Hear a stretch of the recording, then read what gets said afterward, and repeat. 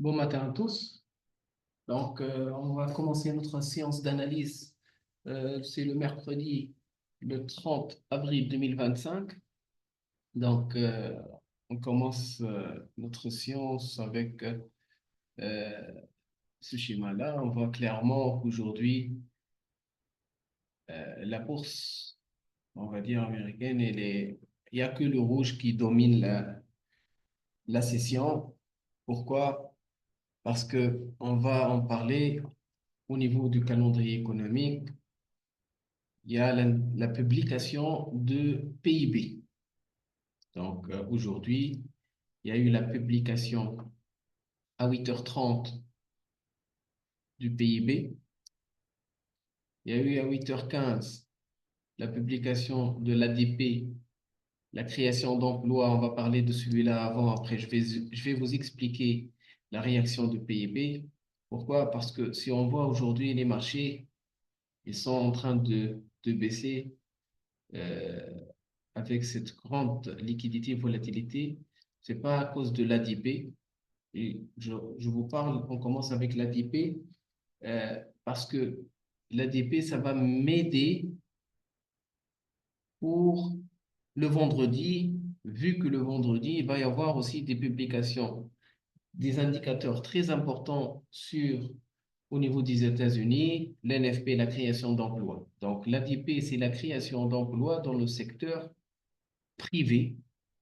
Et comme vous le voyez ici, il vient d'être publié négatif. C'était prévu, mois dernier, c'était 147, prévu 114 000 postes d'emploi. Finalement, il y a eu la création de 62 000 seulement. Bonjour, Monsieur Girard. Il y a eu une publication négative sur l'ADP. Automatiquement, il y a eu une dépréciation du dollar. Et là aussi, il y a eu la publication de GDP ou ce qu'on appelle le PIB. Et on va essayer de faire une petite présentation de cet indicateur pour ceux qui ne connaissent pas c'est quoi le PIB. Et on va en parler aussi de son impact sur les marchés financiers. Je vais essayer de vous expliquer l'impact sur les différents marchés financiers. Donc, on va parler un petit peu macroéconomique. Tout d'abord, qu'est-ce qu'un PIB? Eh ben, le PIB, c'est ce qu'on appelle l'abréviation produit intérieur brut. Eh ben, tout simplement, pour nous, ça va être un indicateur économique qui mesure la valeur totale de tous les biens et services de produits dans un pays sur une période bien déterminée, que ce soit annuel, que ce soit trimestriel, comme vous le voyez ici. Ça, c'est euh, monthly, annuel, etc. Bon, j'en ai deux calendriers pour que vous pouvez me suivre. J'en ai celui-là, calendrier avec l'heure canadienne et j'en ai aussi pour l'heure parisienne. Comme ça, on peut suivre. Donc, il y a eu la publication à 8h30 et pour l'heure de Paris, c'était à 14h30. Comme vous le voyez ici, c'était ici le PIB aux États-Unis. Le PIB, vous voyez ici, trimestriel, et il y en a le PIB pour nous, l'annuel. Bon, le plus important ici qu'il faut regarder, c'est ici. Regardez, le PIB, il vient d'être publié, moins 0,3. C'était prévu négatif 0,2. Et finalement, il vient d'être publié, moins 0,3. C'est assez négatif.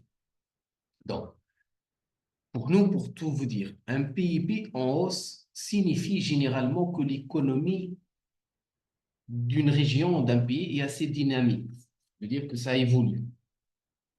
Tandis qu'un PIB qui est plutôt en baisse nous indique un ralentissement économique, pour ne pas dire une récession. Et c'est ça que le gouverneur de la Fed craint depuis tout le temps, depuis beaucoup de temps. Il dit, par exemple, je ne sais pas si vous avez entendu la semaine dernière et la semaine d'avant, que Trump, il a essayé de déloger, on va dire, le président de la Fed. Pourquoi? Parce qu'il ne suit pas ses instructions, parce qu'il ne veut pas baisser les taux. Et le monsieur derrière, il a dit, écoute, on ne va pas baisser les taux parce qu'on a peur de l'augmentation de l'inflation et on a peur avec tout ce qui est les mesures qu'ils sont en train de prendre de d'avoir peur des ralentissements économiques et d'une ce qu'on appelle une récession. Et aujourd'hui, ça se confirme. Avec cette publication qui vient d'être publiée, et bah, effectivement, ça se confirme. À moins 0,3, donc la récession, le ralentissement économique. Donc, pour nous, on va comprendre le PIB, comment ça va influencer les marchés. Bah, c'est très simple. J'en ai fait une petite présentation ici. Regarde, en parlant de PIB, le PIB, pour nous, on regarde, on travaille sur différents marchés financiers et on a ceux qui travaillent sur les marchés des actions, il y a ceux qui travaillent sur les marchés de devises, comme c'est notre cas, le Forex, les marchés des matières premières, le gold, le pétrole, etc. Et ceux aussi qui travaillent aussi les obligations, les taux d'intérêt, etc. Donc, on va comprendre. Donc, on va parler au début des marchés boursiers. Donc, lorsque le PIB est publié en croissance, ça veut dire qu'il est publié positif. Donc, automatiquement, ça va rassurer les investisseurs. Ça veut dire quoi, ça? Ça veut dire que les entreprises, ils vendent plus, leurs bénéfices augmentent, donc les actions, automatiquement, ça va grimper. Donc, les indices, ils vont monter. Par contre, en revanche, une contraception de PIB, comme c'est le cas aujourd'hui, et pas tout simplement, ça va faire chuter les cours. Et c'est ce qu'on voit aujourd'hui. Ça, c'est le Nasdaq qui a une baisse à peu près de 2%. Et le Dow Jones, il y a une baisse d'à peu près 1,2%. Je vous montre ici. Ça, attends, je change d'intervalle de temps sur le H1. Vous voyez ici, il n'y a même pas une heure qui vient d'être publiée. Ça, c'est suite à la publication. 8h30, il y a une première bougie, une deuxième bougie. C'est maintenant que le marché il est en train de consolider un petit peu, de corriger. Mais il y a eu, sur les 2 dernières heures, suite à la publication de PIB, à peu près 800 points de baisse, à peu près 2%. Vous voyez, c'est 840 pips à la baisse. Et comme je vous dis, regarde, ça c'est côté fondamental. Pour ma part, techniquement, graphiquement, il y a eu une formation d'un double top. Il y a eu une bougie témoin, une bougie assez significative, comme vous le voyez ici, qui vient d'invalider une dizaine d'autres bougies. Sincèrement, avec un événement, vient d'être publié négatif sur le dollar, la décision qu'on va prendre à 9 heures, ça va être un ordre de sel. Vous voyez, écoute, vous attendez tout ce qui se passe avec les marchés, vous prenez une décision de vente ici, à la clôture, et vous allez voir que le marché va réagir et on peut dénicher rapidement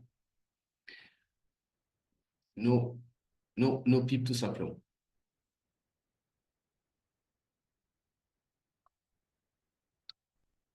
Bon, la petite remarque, attends, j'ai eu une... Attends, l'euro-dollar. Donc, j'ai eu une question de la part de M. Jérôme.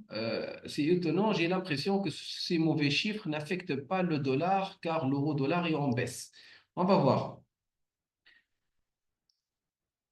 Regarde, la première réaction suite à la publication, c'est là. Finalement, regarde, l'euro, il y a eu une appréciation de l'euro. Il a monté l'euro. D'accord? L'euro, il a monté.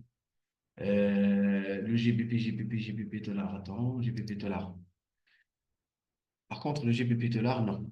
Regardez ici, le GBP dollar, non. Par contre, les matières premières, comme le gold, il a bien monté. Je vais vous expliquer. Regarde, on va rester sur les indices et je vous explique après la réaction sur le devise. Donc, côté indice, côté marché, automatiquement, ça va impacter. En parlant des marchés de devises, donc une économie forte, automatiquement, ça va faire quoi? Ça va attirer des investisseurs étrangers, ce qui va renforcer normalement la monnaie. C'est ce qu'on essaie de dire. La remarque de monsieur Jérôme, eh ben, il dit quoi? Écoute, comme on a dit, le PIB, il vient d'être publié négatif. Donc, pour ma part, je m'attends à une appréciation de l'euro.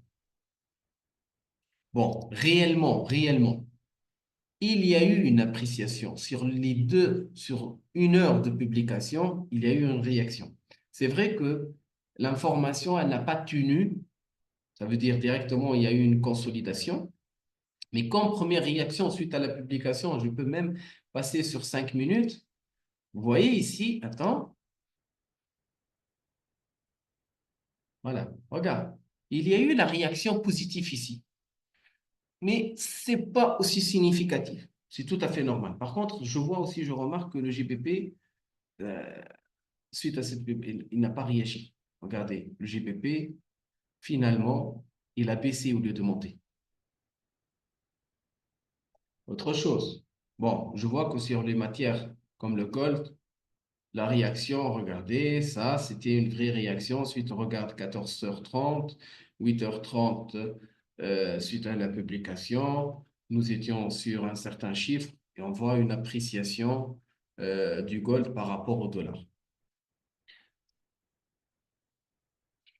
USD-GPY, GBP-GPY, attends, il est où l'USD-CHF? L'USD-CHF, je pense que c'est pareil. Regardez, l'USD-CHF, il a baissé. Bon, ça réagit. Euh, Par exemple, l'USD-CHF, il a réagi. Regardez, l'USD-CHF, le dollar, il a baissé par rapport au yen japonais. Regarde, on voit clairement que suite à cette mauvaise publication sur le dollar, tous les parités refuges, comme le franc suisse, comme le gold, il y a eu une appréciation. Ça veut dire ils ont bien monté, vu que le dollar par rapport au CHF, il a baissé. Le gold, pareil aussi, il a monté par rapport au dollar. Et les indices, ils ont baissé. Bon, exception l'euro-dollar, le GBP dollar. La première réaction, oui, mais il n'a pas tenu comme le gold. Le gold ici, il a bien tenu sur les 2 dernières heures. C'est maintenant qu'il consolide, et je vois une réaction assez importante. Donc, comme on a dit, une économie forte, automatiquement, ça va inciter les investisseurs étrangers, ce qui renforce le monnaie nationale. Bon, moi, je pense que ça s'explique quoi avec l'administration Trump et avec tout ce qui se passe. Il n'y aura aucune personne qui va plutôt investir ou favoriser cette monnaie-là. Donc, ça, c'est au niveau des matières premières. Un PIB en hausse signifie plus de demandes au niveau de l'énergie et des métaux, ce qui fait grimper le prix. Par contre, la baisse de PIB, automatiquement, ça va nous inciter à une consommation plus faible.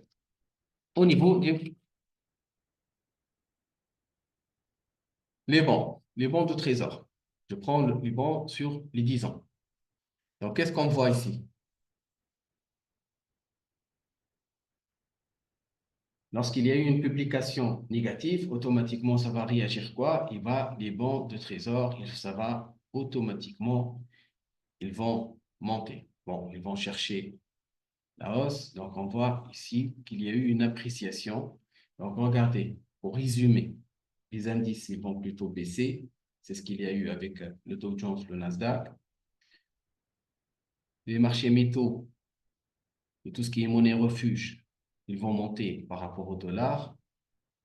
Et les parités à la normale, c'est vrai que dans cet exemple, il y a eu une réaction positive, ça n'a pas tenu, mais au final, il fallait que l'euro il monte, il tient un petit peu, mais si je reviens un petit peu sur des intervalles de temps plus importants, on voit que l'euro il est à son plus haut. Il a bien monté par rapport au dollar dernièrement. Regarde, l'euro il est déjà à son plus haut par rapport au dollar. Donc, il n'a pas monté encore plus, mais ça reste que l'euro sur les 3 mois, on voit que l'euro par rapport au dollar, il y a une appréciation à peu près de 12%. Donc déjà, l'euro, il est assez élevé par rapport au dollar tout simplement. Pareil aussi avec le GBP, c'est pareil aussi. Regarde, si on prend le mois si on prend au début d'année, on va dire, il y a une appréciation à peu près de 10% aussi par rapport au dollar. Donc ça monte. Pareil aussi pour l'USD CAD. Regardez l'USD par rapport au dollar canadien. Il y a une appréciation de dollar canadien par rapport au dollar US sur, ça c'est une, attends, ça c'est non, non, ça c'est mars, attends, sur ce mois-ci, mars, avril, 4%, il y a à peu près 4% de baisse. Ça veut dire que le CAD, il a monté à peu près 4% pour ne pas dire 5%, à peu près d'appréciation par rapport au dollar US. Il fait comment que monter le dollar canadien, monsieur. Donc ça, c'est la réaction de PIB qui vient d'être publié aujourd'hui. Bon, demain, marché assez calme. Bon, il faut savoir que au niveau de l'Europe, jour férié, donc il n'y aura pas beaucoup de volatilité. Il y a aussi ce soir, il y a le taux d'intérêt. Il va y avoir le taux d'intérêt au niveau du Japon, parce qu'il faut savoir que ça va rester inchangé.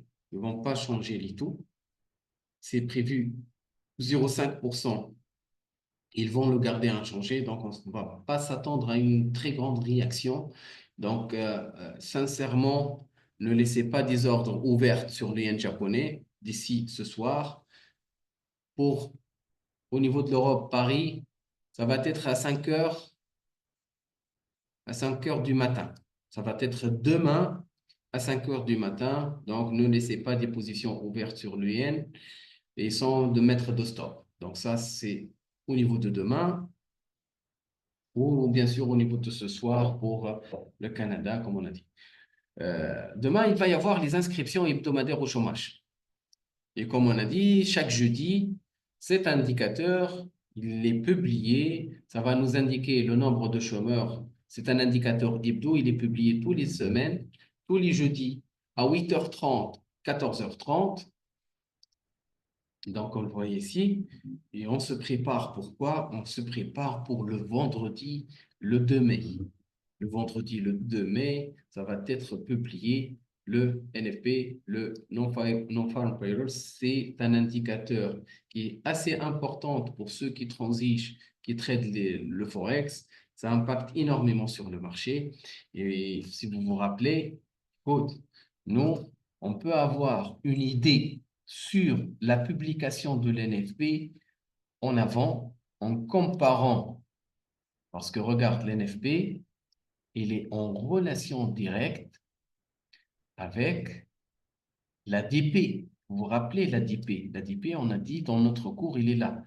L'ADP, c'est la création de postes d'emploi dans le secteur privé uniquement, qui vient d'être publié négatif aujourd'hui.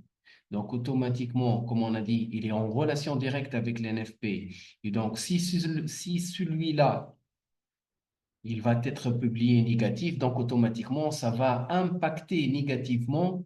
Donc, on s'attend automatiquement à une réaction, à une publication négative sur l'NFP. Regardez, ça c'est 228, la dernière publication au niveau de création d'emplois, prévue cette fois-ci 133 000. Donc, écoute, je ne vous dis pas que ça va être 100% négatif. Mais il y en a des grandes chances que l'NFP, d'ici le vendredi, va être publié négatif. On a des grandes chances que l'NFP va être publié négatif. L'unemployment ou le taux de chômage, prévu que ça va rester inchangé. Donc, automatiquement, on peut avoir une idée de cet indicateur aussi avant la publication. Comment? Eh bien, on doit attendre demain. Il va y avoir les inscriptions de chômage. Eh bien, si ces inscriptions au chômage sont publiées positive, ça veut dire que s'ils sont publiés moins que prévu, donc automatiquement, on aura une chance que le taux de chômage va diminuer. Par contre, si cet indicateur il est publié négatif, ça veut dire plus que ça, automatiquement, ça tend à un taux de chômage assez élevé.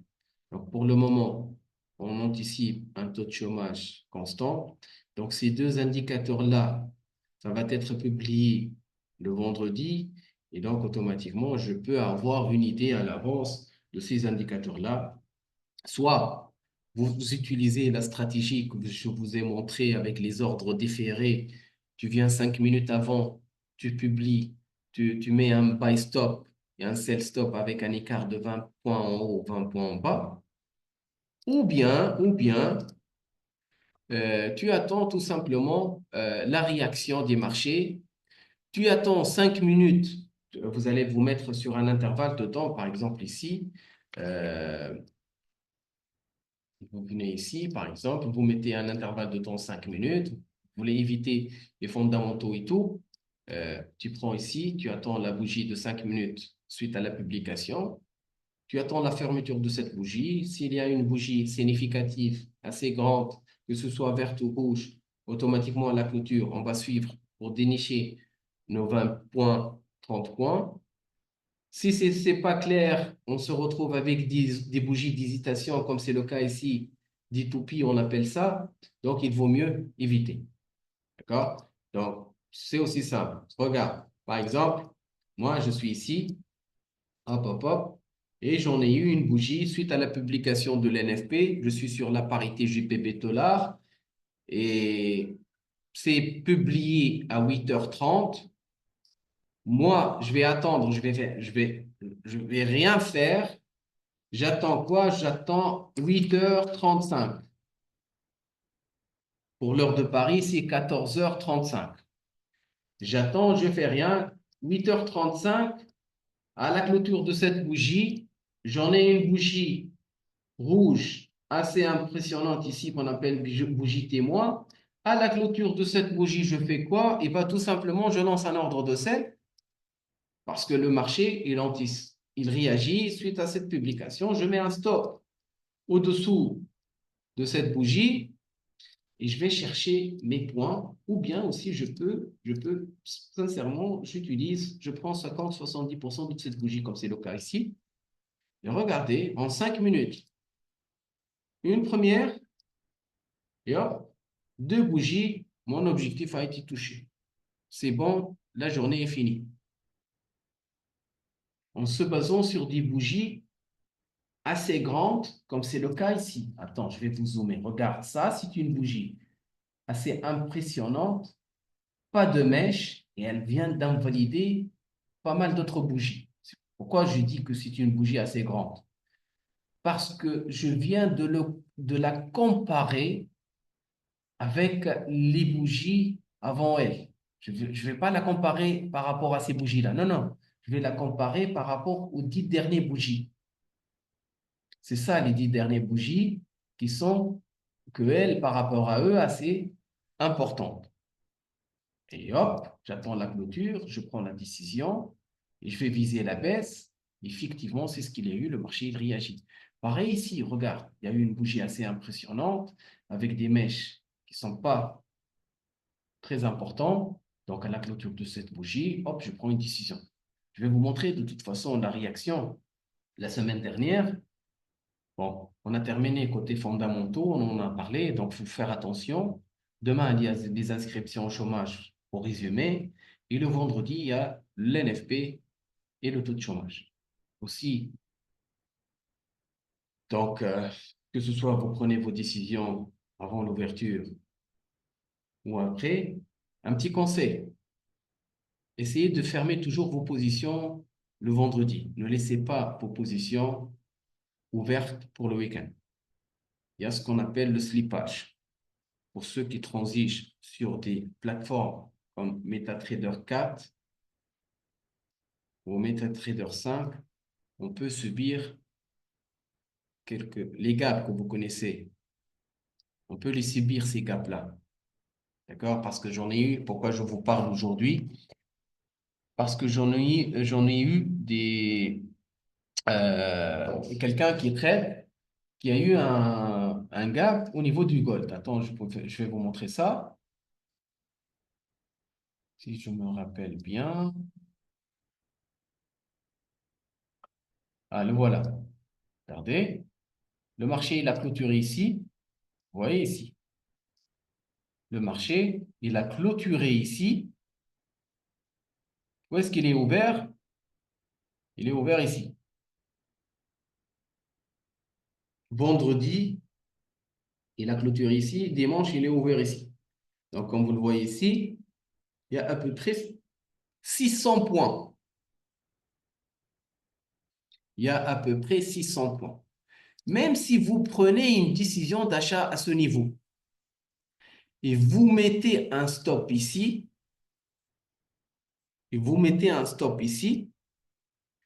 lorsque le marché il va ouvrir ici, votre position, elle va subir toute cette perte. Vous n'allez pas perdre uniquement ce niveau-là. Vous allez subir toute cette perte-là. Donc, il faut faire attention.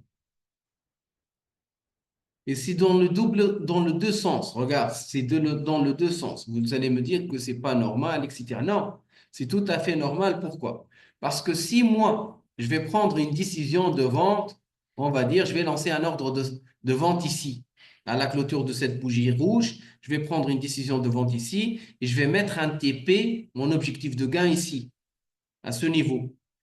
Et bah, dimanche, lorsque le marché ça va s'ouvrir, et bah, il va ouvrir ici. Même si j'ai mis un TP à ce niveau, je vais gagner tout ça. J'ai mis un TP à 100 dollars, je vais me retrouver avec 600 dollars.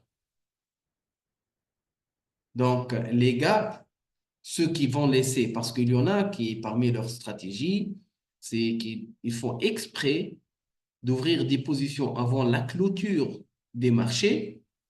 Ils vont attendre les gars. Écoutez, ça, c'est du gambling. C'est pas du trading. Vous jouez sur la chance. On ne sait pas comment ça va s'ouvrir les marchés. On ne sait pas quels sont les événements qu'il peut y avoir au niveau des week-ends, etc. Donc, quelqu'un qui veut gérer son portefeuille, ce n'est pas de cette façon qu'il faut trader. Donc, ça, il faut faire attention avec les gaps. Ce que je vous conseille, c'est de toujours clôturer vos positions. Le vendredi, avant la fermeture, hop, on clôture nos positions. Dimanche, si vous voulez, lundi, on ouvre nos positions à nouveau. Voilà, donc c'est la petite remarque que j'ai mentionnée. La dernière remarque, vite fait, c'est par exemple au niveau du spread. Écoute, on en a parlé la dernière fois au niveau du spread. J'essaie toujours d'en parler au niveau du spread, c'est très important.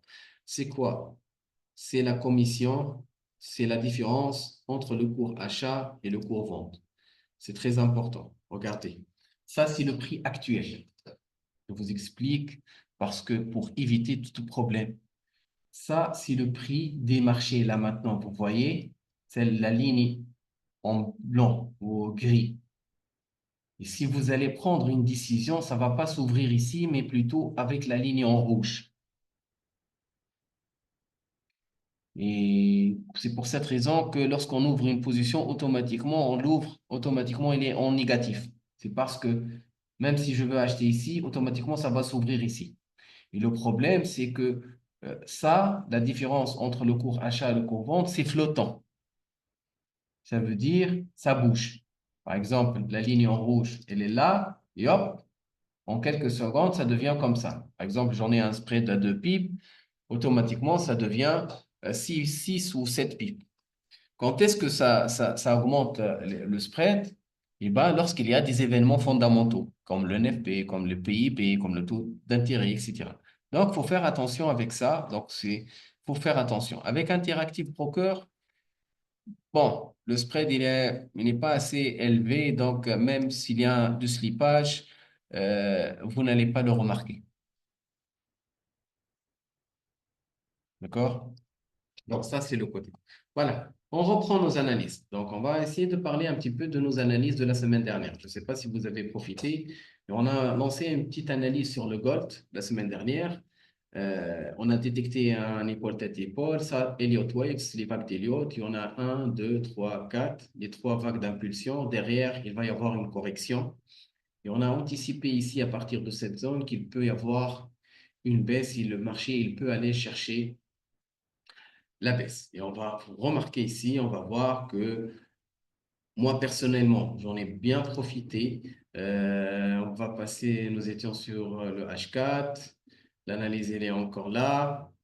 Et voilà, regardez, nous étions à ce niveau-là. On a visé cette zone. Et regardez comment le marché, il est allé respecter notre niveau et derrière, il a passé à la baisse. Regardez, le niveau du support, il tient encore. Tant qu'il ne l'a pas franchi, on va plutôt travailler cette zone de range. Mais personnellement, dès qu'il y aura une cassure, on peut aller encore loin. Autre chose, moi je vois la formation d'un petit triangle. Les creux, ils sont au même niveau. Par contre, les sommets, ils sont de plus en plus bas. Donc, deux droites qui convergent, à un certain moment, le marché il va casser par le haut ou bien par le bas. Je favorise la cassure par le bas pour confirmer notre baisse. Par contre, si ça casse par le haut, on peut aussi prendre une décision. Mais moi, toujours, j'aime bien travailler lorsque le marché il est bien structuré, comme c'est le cas. Parce que, écoute, des niveaux comme ça se respecte énormément. Des niveaux comme ça, s'ils sont franchis, me facilite aussi mon invalidation. Ça veut dire que, écoute, je suis acheteur. Si le marché il arrive ici, je mets mon TP, je lance un ordre de sell ici. Si le marché est franchi par le haut, hop, je limite la casse et je sors. Ça me facilite énormément mes prises de décision. Et c'est ça le plus important. Donc, le golf, on a une belle structure, une zone d'oscillation assez respectée, trois sommets, on va dire. Un creux, deux, trois, quatre. Ça sera bien que le marché va casser par le bas pour viser le prix encore. Et par contre, si ça franchit par le haut aussi, on a une possibilité de plus acheter. Donc ça, c'était notre analyse sur le gold. La semaine dernière, on a visé cette zone pour chercher la baisse. Et effectivement, regardez, lorsqu'on parle du gold, pourquoi je n'ai pas mis un TP ici en prenant une décision ici? Finalement, regardez, il y a 600 points. 600 pips de baisse, même pour quelqu'un qui transige avec un micro-lot, ça donne du résultat. Donc ça, c'est au niveau du gold. On en a parlé aussi au niveau du Bitcoin, si vous vous rappelez. La semaine dernière, sincèrement, nous étions à 92. Le Bitcoin, il était à 92 et on a visé une hausse. Pourquoi?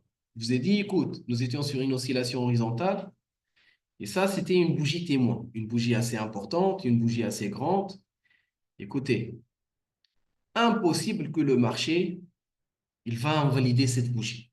C'est une bougie assez importante. Pour moi, c'était la bougie témoin. Donc, on va attendre ici. On va lancer un ordre d'achat. Il y a eu une correction. On va lancer un ordre d'achat à partir de ce prix-là. On va prendre 70% de cette bougie. J'en ai mis un petit rectangle ici. Je l'ai copié, je l'ai collé ici. J'ai visé mes 70%. J'ai mis un stop au-dessous de cette bougie parce que ce niveau-là, c'était ma zone d'invalidation. Et bah, on voit clairement ici que le marché, il a monté pile poil voilà. Vous vous rappelez cette bougie, ce qu'on a travaillé, et le marché, il a monté, il est allé chercher notre objectif. Et il a, regardez, si je réduis un petit peu, c'est tout à fait normal. Pourquoi il ne l'a pas dépassé? Parce que nous sommes sur une zone de résistance assez importante ici, comme vous le voyez. Nous sommes sur une zone assez importante et la zone de Fibo, le 23 ici. Donc, pour notre cas, c'est bon. On a profité de la hausse. Par contre, ici, je vois clairement qu'il y a une zone d'hésitation. Ça, pour moi, c'est une zone d'hésitation. Regardez, après cette bougie, il y en a eu 1, 2, 3, 4, 5, 6, 7, 8, à peu près 8 bougies. Et ces bougies, ce que vous remarquez, qu'ils ont des mèches assez importantes et des corps assez petits.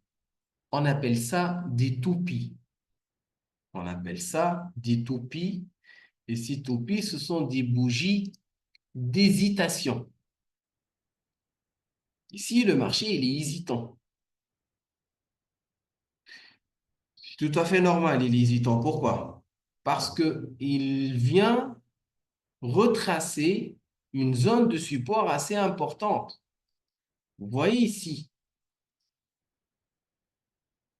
le marché, il a monté, et cette zone, depuis le mois de novembre, il a testé cette zone en tant que ligne de support. Il a monté, il a retesté au mois de décembre, il a remonté, il a testé fin décembre, janvier, il a remonté, il a retesté au mois de février, il l'a franchi, regardez, il l'a cassé, il l'a franchi le mois de février, il est descendu, il a repullbacké, il a retesté le mois de mars, il a pris sa baisse et après aujourd'hui, il revient la retester. Donc, nous sommes confrontés à une zone assez importante. C'est une zone testée à plusieurs reprises. Ça devient pour nous une zone forte et une zone significative. C'est très simple. Moi, qu'est-ce que je vais faire? Eh bien, tout simplement, je vais encadrer cette zone. Et je ne fais rien. Ça fait partie, regardez, 70% de nos trades, c'est attendre. J'attends mon scénario. J'attends la validation de mon scénario. Et le premier, c'est quoi? C'est que le marché il me fait une bougie assez significative, rouge ou bien verte.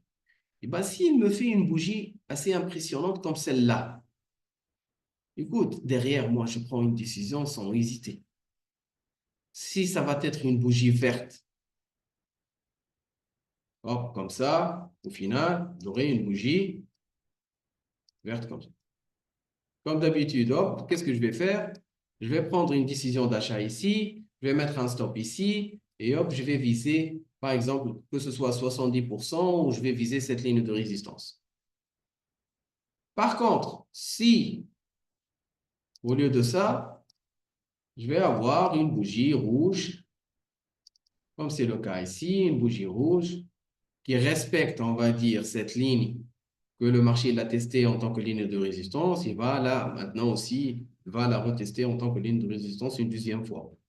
Donc, j'attends la clôture de cette bougie, je prends une décision de vente ici, je mets un stop au-dessus du niveau 23 et au-dessus de cette bougie, et où est-ce que je vais aller? Je vais viser cette zone comme objectif.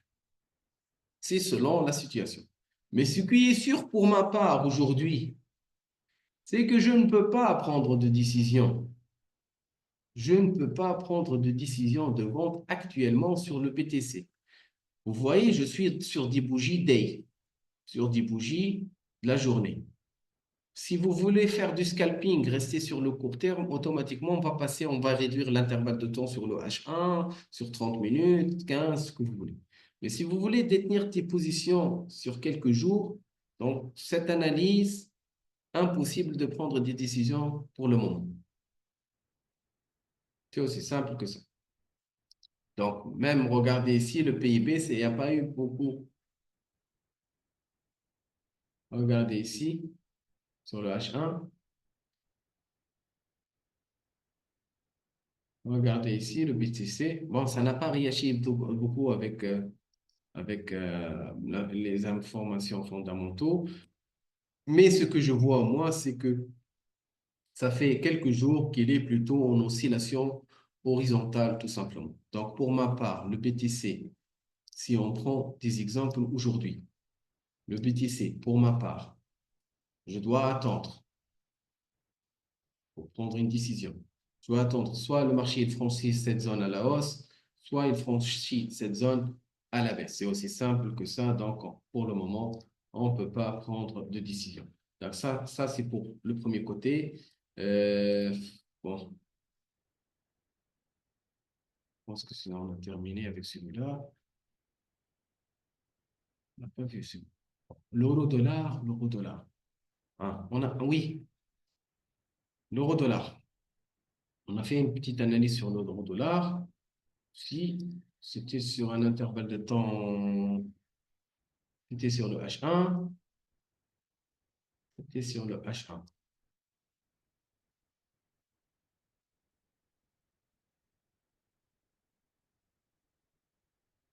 Oui, vous pouvez. Regarde, Monsieur Jérôme, une question de la part de Monsieur Jérôme. Si, sans prendre de décision sur le BTC, pourquoi ne pas placer des ordres à seuil de déclenchement dans les deux sens? Écoute, sincèrement, sincèrement, moi, je ne les fais pas.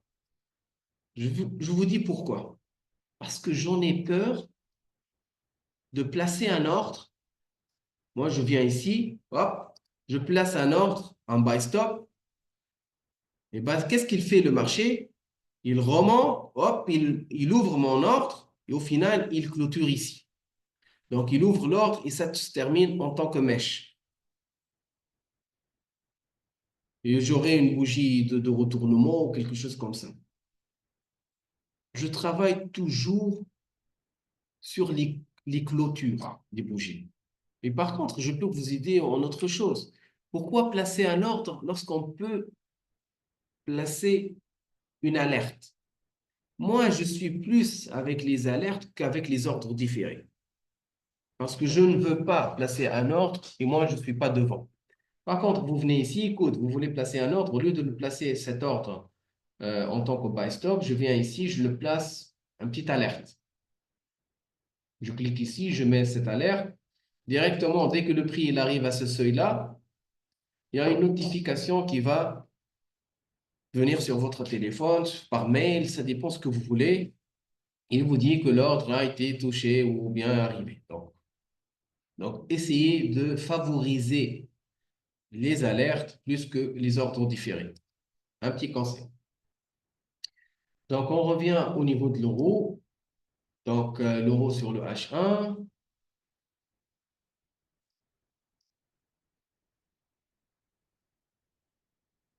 De rien. Donc, l'euro sur le H1, on était là. La semaine dernière, nous étions là. Voilà, attends, je vais vous montrer ici. Nous étions là et on a visé que le marché il va baisser. D'accord? À partir d'ici, on a visé que le marché il va baisser. Et automatiquement, on va plutôt viser cette zone. Bon. Les quatre, pas beaucoup de temps. Regardez le marché, il a effectivement baissé où est-ce qu'on a demandé. Donc, on va pas refaire, on va essayer de terminer notre.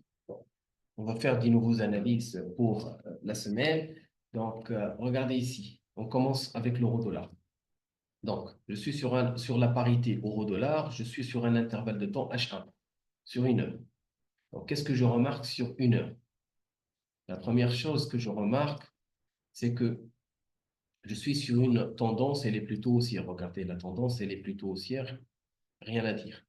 La tendance, elle est plutôt haussière, des sommets de plus en plus hauts, des creux de plus en plus hauts. Après, je viens ici et qu'est-ce que je remarque? Je remarque qu'il y a un certain essoufflement de la tendance. Comment ça? Le marché, à un certain moment, il a testé cette zone. Il y a eu une cassure de cette zone. Cette cassure, elle a fini par revenir. Et cette zone de résistance, même si le marché, il a essayé de la franchir et finalement il l'a franchi, il est revenu, il vient de la retester en tant que ligne de résistance encore une fois. Donc, pour vous donner la chance que le marché il va continuer. Maintenant, qu'est-ce qu'on voit? Que en parallèle, les creux, ils sont de plus en plus hauts. Donc, je me retrouve sur deux droites qui convergent. Bon, moi personnellement, c'est pareil aussi. Et avec tout ce qui se passe, pourquoi j'essaie de faire des analyses aujourd'hui et je n'essaie pas de vous donner des signaux directs. parce que j'en ai peur de prendre des décisions sur des temps, sur le H4 ou sur le D. Je sais très bien que demain et après-demain, il va y avoir des événements très importants sur le dollar qui peuvent invalider mes scénarios. Donc, j'essaie de réduire mes intervalles de temps pour que même si je prends des décisions pour aujourd'hui, pour demain, etc., au final, d'ici le vendredi, avant matin, avant 8h, 8h30 au max, je dois les fermer, les positions. D'accord? Donc, j'essaie de réduire pour cette journée ou pour demain au maximum. Donc, pour l'euro-dollar, grosso modo, il n'y a pas d'opportunité, sauf une opportunité à l'achat, vu que je suis au niveau d'une ligne de support assez significative. Si je vais prendre cette décision d'achat, je peux viser ici une position d'achat si j'aurai une position, bien sûr, regardez sur le H1. Pour le moment, j'en ai des positions vertes, des bougies en rouge. Je prends une décision d'achat ici. Je mets un stop à ce niveau.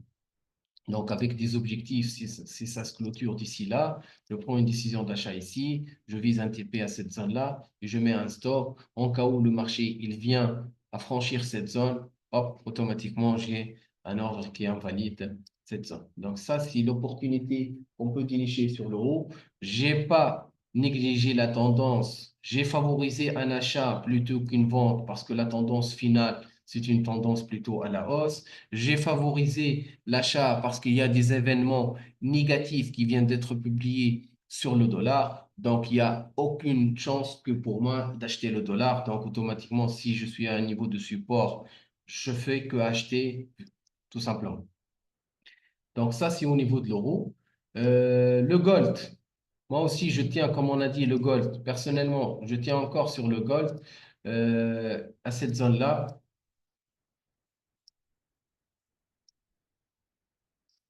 Faut pas réfléchir de la même sorte avec le gold. S'il y en a une bougie ici, ça se clôture comme ça, on peut chercher une petite baisse à ce niveau. Mais ce qu'il faut savoir, regarde, même si tu prends une décision de vente ici, viser cette zone, c'est à peu près 250 points. Si je réduis un petit peu les intervalles de temps, vous allez voir que ça respecte énormément. Vous voyez, ça, c'est notre ligne de support. Je vois que le marché il est en train de respecter cette zone. Même si je vise ce niveau à la baisse,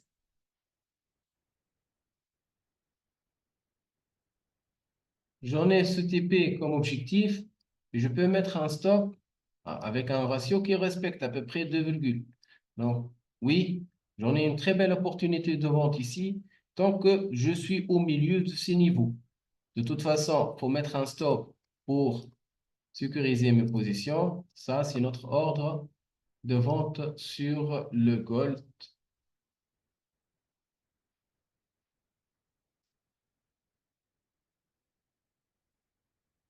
Bon, j'allais vous donner un ordre aussi sur le GBP GPY, mais malheureusement, on a raté cet ordre-là. Euh, Nous étions sur une tendance baissière. J'en ai fait cette analyse depuis tout à l'heure. Nous étions sur une tendance haussière. Le marché il est en train de monter. Après, j'en ai identifié que nous sommes plutôt sur une tendance baissière. Le marché, sur les 2 dernières heures, il a déjà baissé. Il y a eu une accélération, comme on a vu au niveau fondamentaux, une accélération assez importante. Donc, même si on va faire une analyse là maintenant sur le GBP-JPY, je vais éviter de prendre toute opportunité sur le yen. Pourquoi? Parce que pour vous rappeler, ce soir, il y a... Pourquoi il n'y en a pas l'heure? Je pense que ça va être à 8h. Voilà, 8h30. À 8h30 PM, 8h30, 9h. Attends, pourquoi c'est pas affiché l'heure? C'est 8h30 soir. La publication des taux d'intérêt, ça va être 8h30 euh, le soir. Et comme on a dit, au niveau de Paris, ça va être à 5h du matin. Donc, évitez de prendre des décisions sur le GBP. Par contre, si vous voulez, d'ici là, si vous attendez à partir de 22 heures, de 10 heures PM. Attendez que le marché un petit peu, après 1 heure ou 2 heures, suite à la publication, si le marché il revient à tester cette zone, moi personnellement, je favorise un petit achat, une petite vente ici. Si le marché il revient à retester cette zone, on peut chercher une vente à cette zone.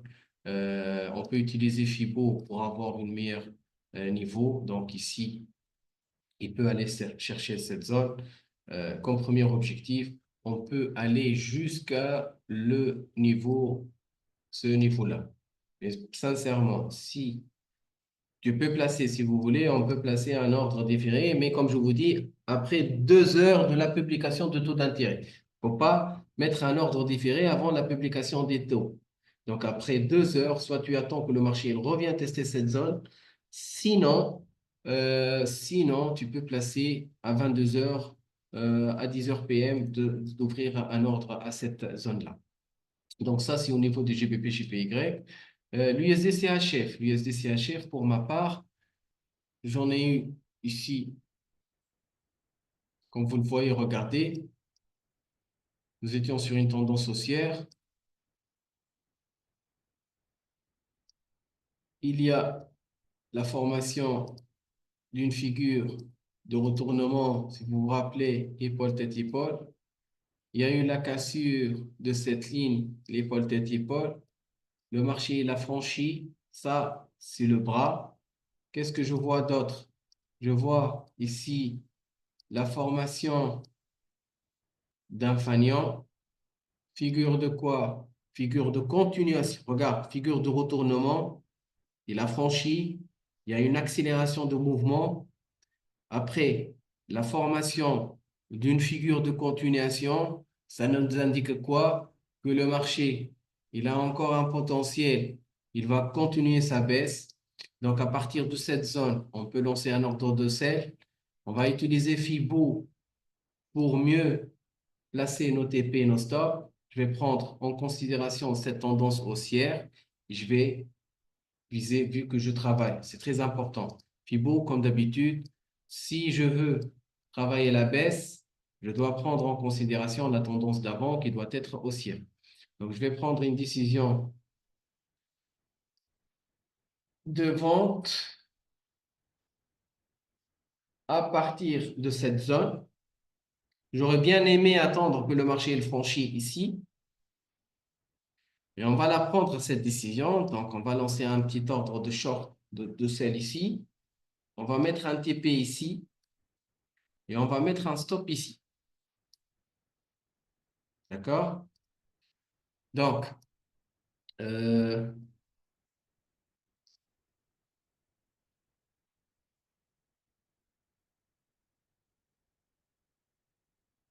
je vais lancer un petit, en parallèle les ordres en temps réel ici. Comme ça, on aurait une meilleure suivi de nos trades. Ça, c'est l'USD-CHF. Ça, c'est l'USD-CHF. Donc, on va lancer un ordre de sell.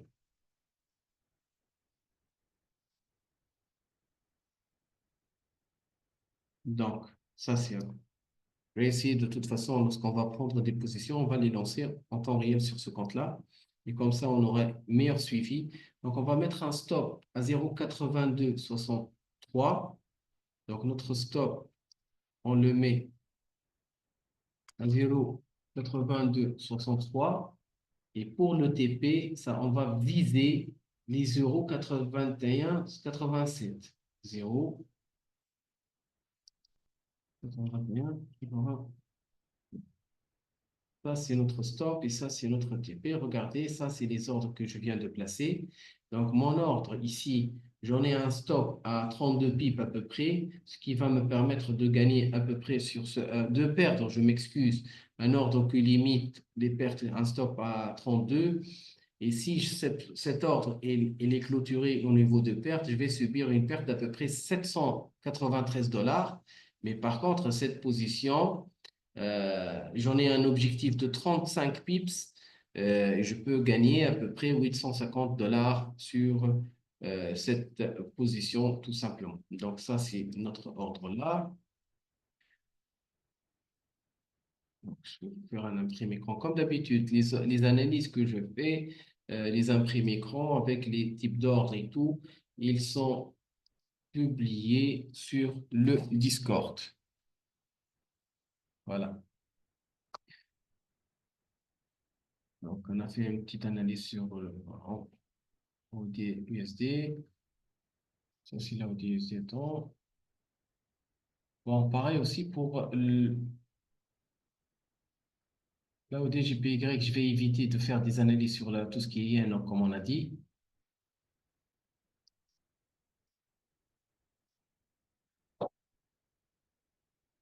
On va prendre l'USD CAD. Il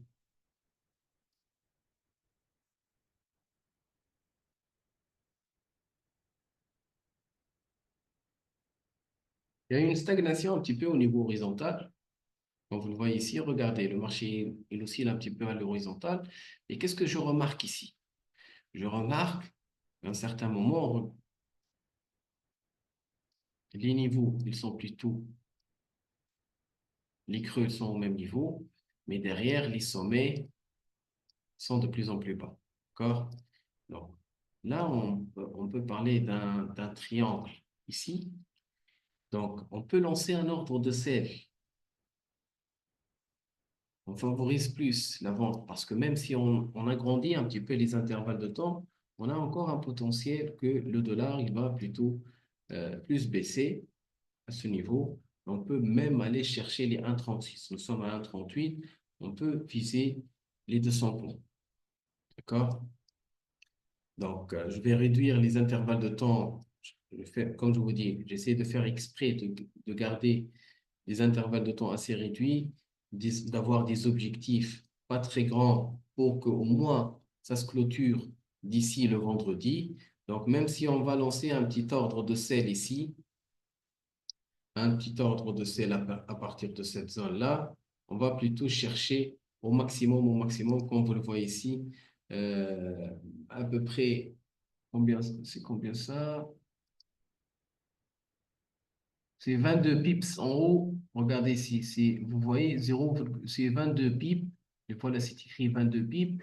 Et 22 pips en haut, c'est 20 pips en haut, 20 pips en bas. Pourquoi je l'ai pris la décision de vente? Parce que j'en ai un niveau de support qui vient d'être franchi, donc automatiquement, il va y avoir une baisse. Comme je vous dis, soit je prends cette hauteur et je vais prendre 70% de cette hauteur à la baisse, ce qui va me donner à peu près mes objectifs. Déjà, les 70%, c'est là. Donc ça, c'est une très belle opportunité à la vente. Donc, on favorise une vente de dollars par rapport au dollar canadien. Un stop ici, un TP à cette zone-là. Donc ça, c'est les opportunités qu'on va prendre. Donc, comme on a dit avant de terminer, je vous conseille vivement de ne pas les garder ouvertes d'ici d'ici la publication de l'NFP le vendredi. Donc voilà, avant de terminer, n'hésitez pas, vous avez notre canal pour les analyses, vous avez cette rubrique, vous pouvez poser vos questions, vous pouvez me partager vos analyses, vous pouvez me partager vos historiques. Je serai ravi de vous assister et de vous répondre à toutes vos questions. Donc merci beaucoup pour votre attention, pour votre présence aujourd'hui et à la semaine prochaine.